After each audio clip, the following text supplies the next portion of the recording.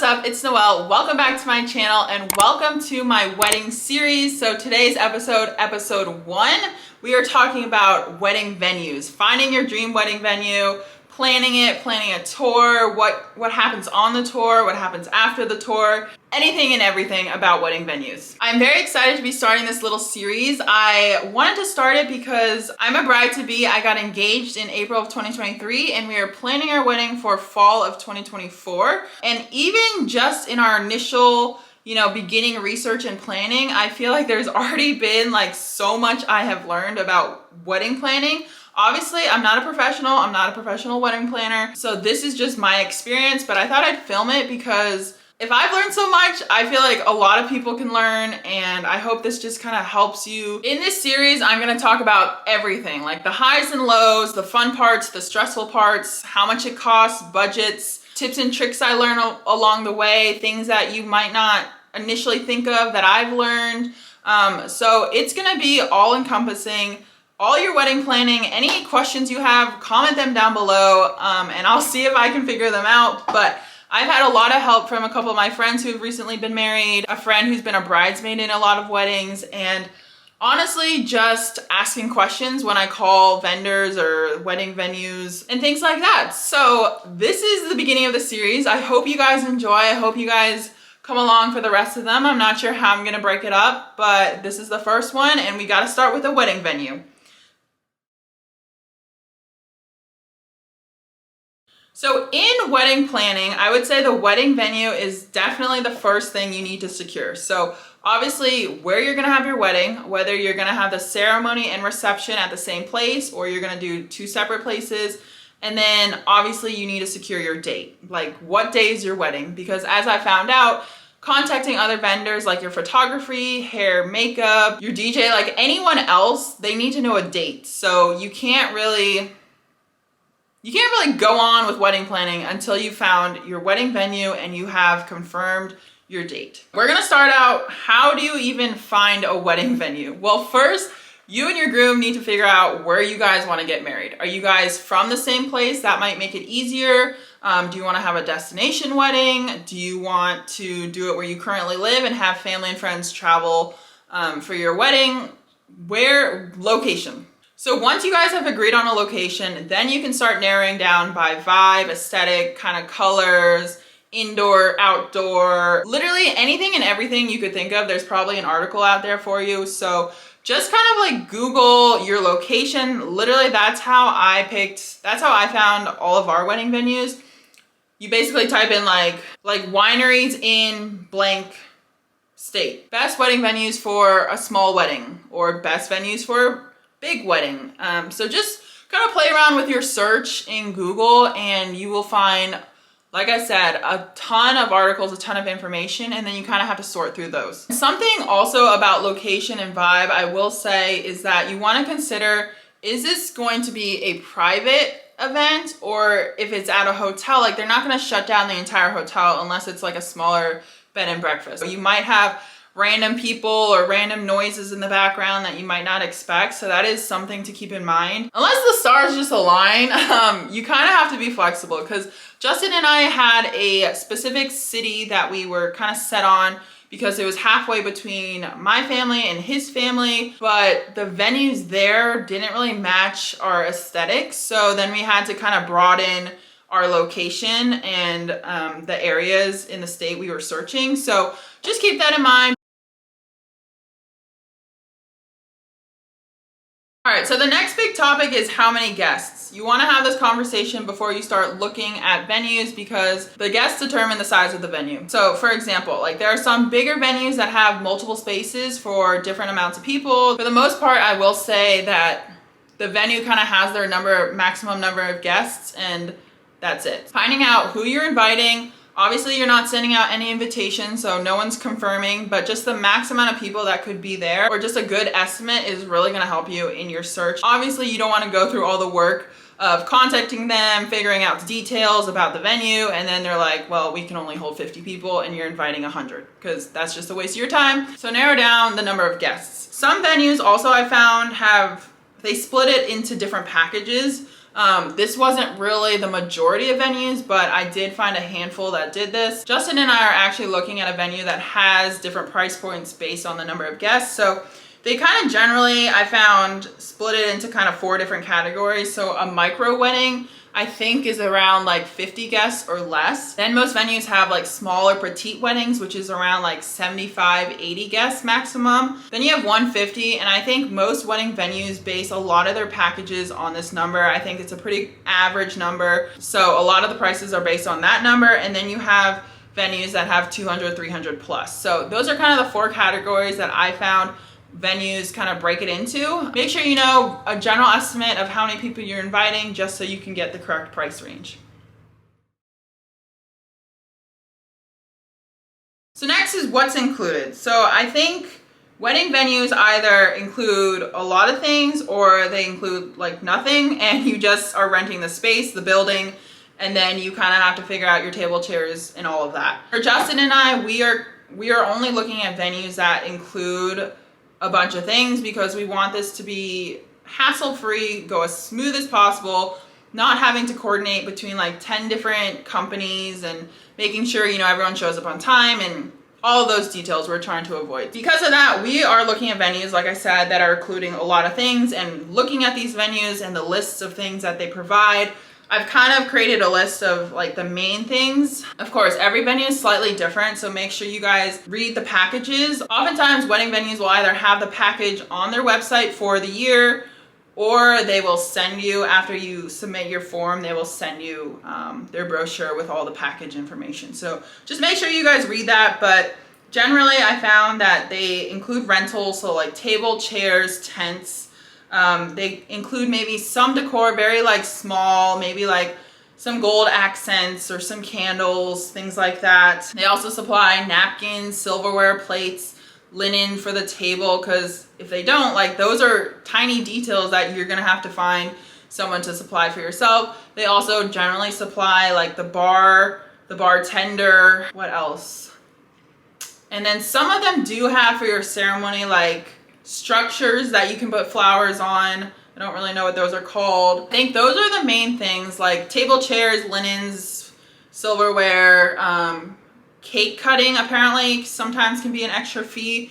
So having someone cut your cake in the back kitchen for all your guests to have slices of cake, like that sometimes is an extra cost apparently. If you're super specific about the fine details of, you know, the setup, then an all-inclusive, I'm just gonna call it all-inclusive, obviously it's not everything, but an all-inclusive venue is probably not for you. If you wanna like pick out specific colors for your napkins, you're really specific about centerpieces, and you know, you want specific chairs, finding specific companies for all those might be more beneficial to you. But for me and Justin, we're pretty simple. We like modern, classic, kind of like a clean look. So all the venues I looked at supply things that fit our aesthetic and that I'm perfectly fine having. So that's another thing. You can look at their website, look at their photos. Are you okay with the type of decor they have? And if so, then it makes it easier. Next up is price. So the big ticket item, I think that people oftentimes don't like to talk about, like how expensive they're spending on certain things, but I am just gonna tell you guys kind of what I found. Obviously, I don't mind talking about how much I've spent on the wedding, but I haven't booked anything. So we're just gonna talk about general prices and things that I've learned. For starters, like I mentioned before, the price is gonna depend on how many guests you have, how big of a space you need, kind of the overall package. The more people you invite, the more expensive. The less people you invite, the less expensive. And that's just for the venue space.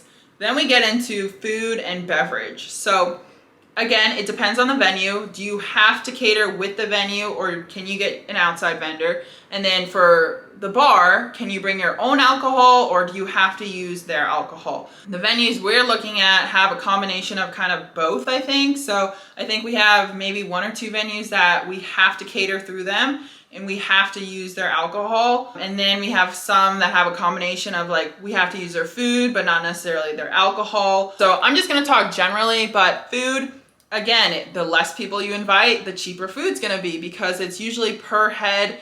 that you're paying for, and you're paying like kind of a flat price for the entire night. Generally, prices I saw were around like $75. I've heard up to $200 per person for food. Price really varies. I've also found that they have different packages, so you can get like the cheapest one or the most expensive one. Generally, I think they have like 3 different options for you. So that's for food. And then for beverage, again, it depends on the venue and what they allow, but obviously open bar is gonna be the most expensive, meaning that your guests do not have to pay a penny at your wedding and they can drink literally whatever they want, from whiskey to just vodka to like wine, beer, specialty drinks, whatever their heart desires, it is there for them.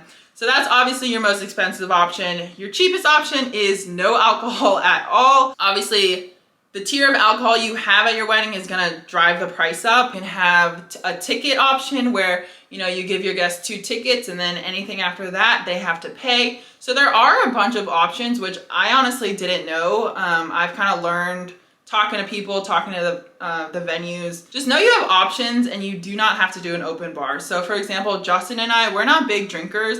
And I know we're throwing a party, right? It's for other people as well as us. So we're kind of trying to find a happy medium. Last couple things about price that I learned is that Saturday is the most expensive day. Friday and Sunday are probably around $2,000 cheaper than Saturday.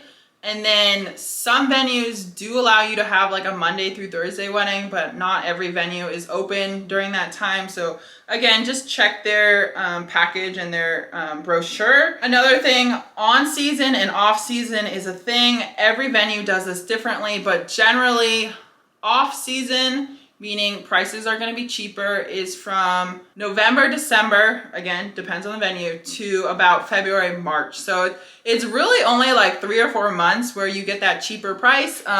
It's just a less popular time. It's basically winter. Not a lot of people like winter weddings. So that's going to be your cheapest option. And then on season is all the other months. So like March, April to October, November. Again, the cutoffs are different for all venues. Just so you know, there are multiple ways where you can kind of save a couple thousand here or there, especially if you're on a budget. So I did look up the average price of a wedding venue in 2023, and based on a couple different websites, I found that the average price is around $10,000 to $12,000 for a venue. When you think about that, it is kind of crazy that it's like, it's not even a full 24 hours that you get this venue. Some of them say on the website that they'll reserve the night before for you for your rehearsal dinner, but I don't know if that's an extra cost or not. I will find out when I do my tours. But 10 to 12K seems to be kind of like the magic number. Obviously, you can spend more, and you can also spend less. This is just the average. This is the national average. Obviously, different locations, different states are also gonna have different prices. I think that pretty much matches up to venues that I've been looking at. I found some for less, and then I found some for about that price. I don't think this takes in consideration like number of guests or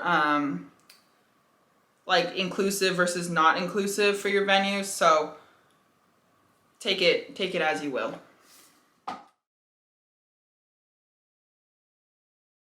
The last big topic I want to talk about for now, for episode 1, wedding venues, is scheduling your tour dates. I've talked to my friends who have been married, and they suggested 4 to 5 venues to tour. They'll have a calendar on their website, or you can just call, email them, and then find availability to go tour. Usually tours are like 30 minutes to an hour, and I haven't been on any yet, so I will come back on after I've done it and kind of explain what to expect and how much money you need to bring and how long you have until you can like sign a contract and it's all official. But to schedule the tour, have 4 or 5 venues that you want to look at that you really like. They fit all your criteria that we've talked about previously, your budget, your aesthetic, the number of guests you have. Having 4 or 5 gives you a buffer just in case the venue doesn't look like the pictures do, because you know, online there's a lot of editing tools out there. They make it look nicer than maybe it really is, or brighter than it really is. Obviously, going to see the venue in person is a must.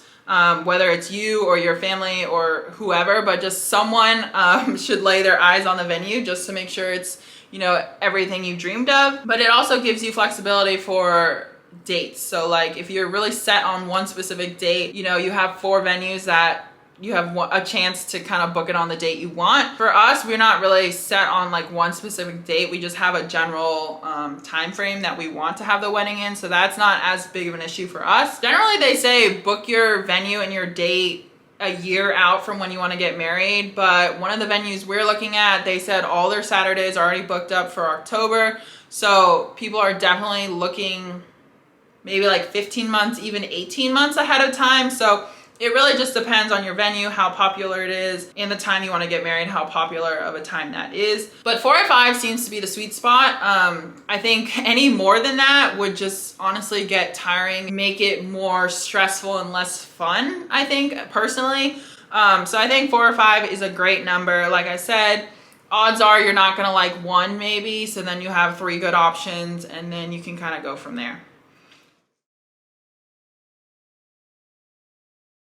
So to wrap up the planning of the wedding venue and the pre-tour wedding venue topics, I just want to say my biggest tip is stay organized. I probably looked at about like 50 venues online, going through their website, making sure that 1, they can fit the number of guests we have. Number 2, does it look how I want it to look? And just those 2 things narrowed down a lot of venues. So what I did is, obviously, yes, I looked at a lot of venues, I narrowed it down, and then I made a spreadsheet of any venue that I contacted, whether that was on the phone or through their inquire form online. So if I submitted a form online, I would just put their information, details, so I could remember what venue had what amenities and different, like the differences between them all, because it's hard to kind of keep it straight in your head. For example, they couldn't accommodate the number of people we wanted. I kind of just crossed it off our list. But staying organized just helped me remember what venue had what, and you most likely will have to explain it either to your groom or family members repeatedly. So just have your notes and be ready. And then lastly, I will say, do what's best for you and your fiance. So the wedding is a party. You're inviting your closest family and friends, right? You want to have a good time. You want to make sure other people have a good time. But remember that this day is about you. This day is about your marriage, you guys becoming one. Just kind of keep that in the back of your mind.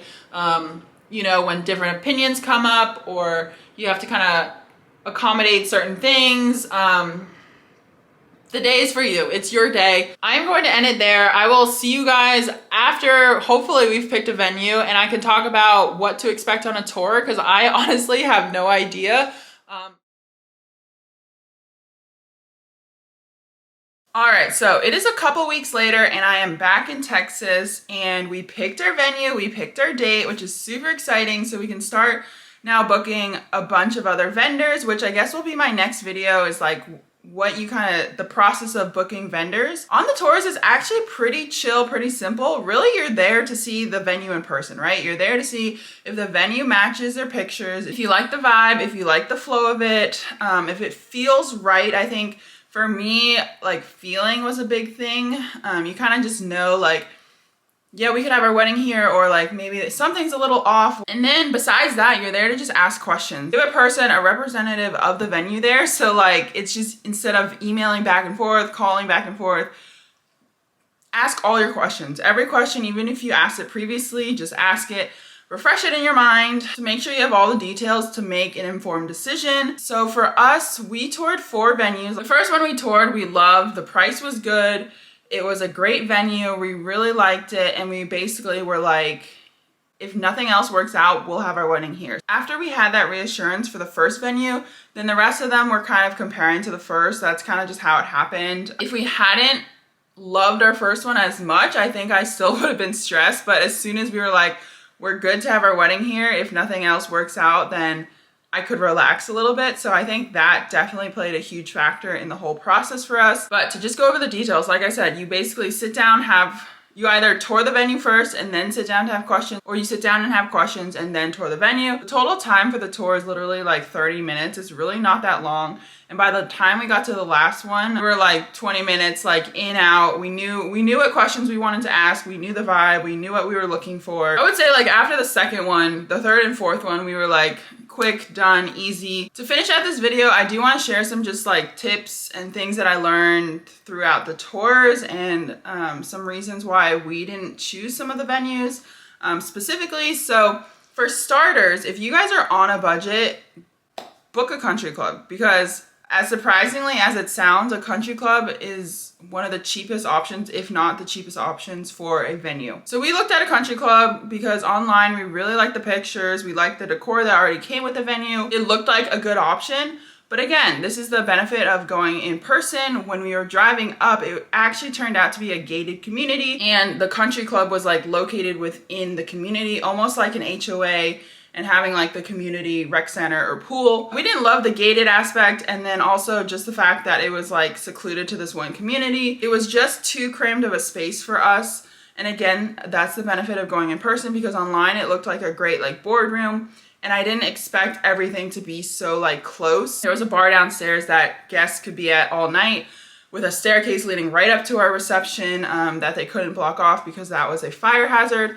And that was like a fire stairwell. Again, like I said, for us, it was a lot of like the feeling, not that we got like any bad feelings or bad vibes. It was like just not our style. So that was one of the reasons we didn't pick that one. And then for the other two that we didn't pick, one of them Justin ranked as number 3, and then one of them I ranked as number 3. So we just, again, both agreed that our first choice would be our wedding venue because we just both loved it. I will say for prices, the food and beverage minimum is what was the most expensive. The venue itself, those were pretty affordable. I mean, obviously all this stuff is just dumb expensive. Anything labeled wedding is like priced a couple thousand more than it really needs to be. But I will say like the food and beverage minimum is what got us, especially because we're not having a big wedding. We're having around like 80 guests. So some of the food and beverage minimums were just too high for us to reach. And like, I didn't want to just keep adding extra packages just to reach that minimum, because it just like wasn't what we wanted and didn't make sense. And we're not just trying to spend money here and there just for the fun of it. We're trying to actually stick to our budget and save some money. For example, one of the venues food and beverage minimum was $15,000, which with 80, like 75 to 80 people would be hard to reach. I did also want to mention, I almost forgot, you don't need to bring any money to your venue tours. You're not going to pay anything like right on the spot. You can hold a wedding date. I don't know if all of our venues offered this, but I think like half of them offered a free complimentary hold either for 5 days or a week, where you can just pick a date. You have that time to decide if you want it or not. And then if you do go forward, then that is when you sign your contract. Otherwise, you just let them know, hey, we picked another venue. Again, I'm not sure if every venue does this, but I know at least 2 of ours did that. And that's actually how we secured our venue that we're actually going to be using. So they did a complimentary week hold. We picked a date out of their available dates that we really liked, and we didn't want obviously someone else to pick. Once you decide what venue you're going with, then they send you a contract, and that is when you pay. They won't officially give you that date until you sign the contract, and then you pay whatever it is, however they break it down. It could be like a third of it right at the beginning. It could be half of it right at the beginning. I guess it just depends on how much your venue costs or how they do it. Everyone does it differently, but that was actually a good thing that I've learned throughout this process, is that, you know, for some reason I thought like everything that you pay for the wedding would be like the whole chunk at like one time. But honestly, with the venue and then what I'm kind of finding out with vendors is that they kind of split it up into 3. Again, everyone does it differently, but they kind of split it up into 3 sections. Like, pay right at the beginning to secure your date. Make sure, you know, they won't book anyone else for that date. They'll be at your wedding. Then kind of like halfway through, you owe another portion, and then like right a month before, a couple weeks before your wedding is when you owe the final portion. So that is the nice thing. It is spread out, so you're not like paying like however much, you know, 20, 30, 40, 50, $60,000 at once. That wraps up this video about wedding venues. I hope you guys are enjoying this. Comment below what episode you want to see next, any questions you have, or if you've already been a bride, any suggestions you have. I would love them. Just go with you and your fiance's vibe. Like, don't think about anyone else. Just when you get there in person, does it feel right? If it does, book it, and I'm sure you guys will have a great night. So that concludes episode 1, and I'll see you guys for episode 2. Bye.